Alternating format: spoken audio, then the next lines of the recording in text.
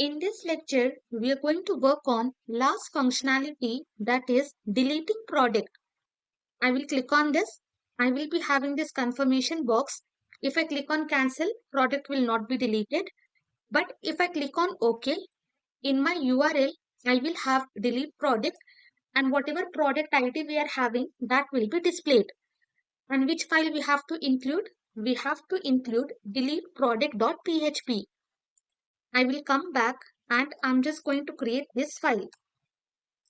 Inside admin area, I will be creating delete product.php. Inside this file, we don't have to include any HTML. Directly, we will be writing PHP code. Close other files, write PHP, close PHP. From index.php, I'm just going to copy this include. Below this, I will check if is set $get. Here I will be passing delete product. If this is set, only then we have to delete the product. Copy this. Here I will be pasting this value. I'm just going to assign to one variable. Variable name, I will be passing delete ID. You can see if I just click on this, in my URL, I am having delete product, and whatever value we are having, that we are just going to assign to this variable. Below this, I will be writing query to check whether that product is present in any of the orders. Very, very important. If customer has placed the order and admin is deleting the product, then it will be a problem. So we are going to write the query to check whether that product is present in any of the orders. Variable name, statement check, connection, prepare method, right? Select from order items, I will access order ID. Then from user orders, I will access track status. From order items table, short form, I will pass OI. Let me write capital T. Then what I have to do? I have to join both the tables. I will write user orders. Short form, I will be passing U. On what condition I have to join? OI order ID is equal to U dot order ID. If both the conditions are matching, only that particular information we are going to access. Where from order items, we will access our product ID. Here I will pass product ID. Okay, let me explain this query again. I will open order items and user orders. I am having order items. Inside this, you can see we have order ID, we have product ID, quantity and price. Leave this entire thing. We are only accessing order ID. And inside order items, we are also having product ID.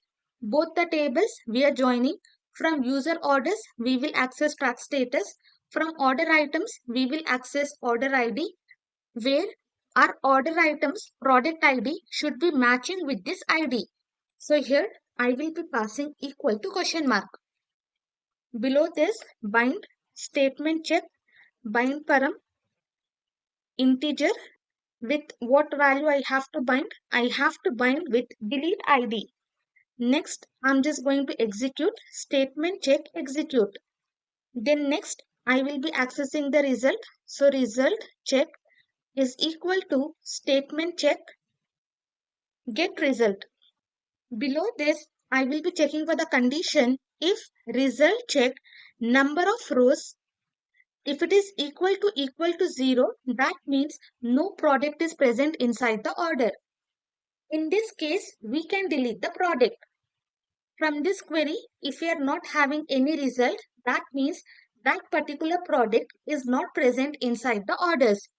So here I will be writing statement delete is equal to connection prepare method. Inside this, I will write delete products table, where product ID is equal to question mark. Then binding and executing copy, paste, copy this variable. Okay, we are just binding with this delete ID, and finally we are just going to execute the query. I will open insert product.php. From here, copy this echo, and inside this, I'm just going to paste. Here, I will write the message product deleted successfully, and where admin should redirect to view products.php, and below this I'm just going to exit. Whatever below code we are having, that should not be executed. Okay, if we are not having any result, then deletion is possible. But if we are having any result, then we are going to check for the track status. So first, I will create one variable can delete. This will be the flag variable. Initially, I'm just going to assign the value true. And that product, it can have in multiple orders. So I will be using while loop. Row is equal to result check fetch ASO. Here, I will be checking for the condition string to lower, pass this row. From there, I will access track status. And from where we are going to access track status? Inside the query, we are already accessing from user orders table. So from there, we will access track status. If this track status, if it is not equal to delivered, if it is not equal to delivered, then admin cannot delete the product. Okay, for example, I am having two products, product 1 and product 2.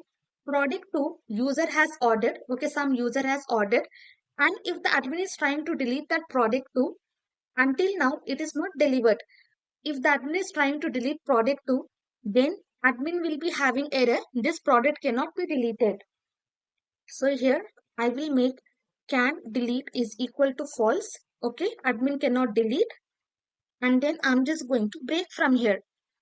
So below this while, I will check for the value of can delete. If it is true, admin can delete. If it is false, then admin cannot delete. So here, copy. I will be pasting. Remove this message.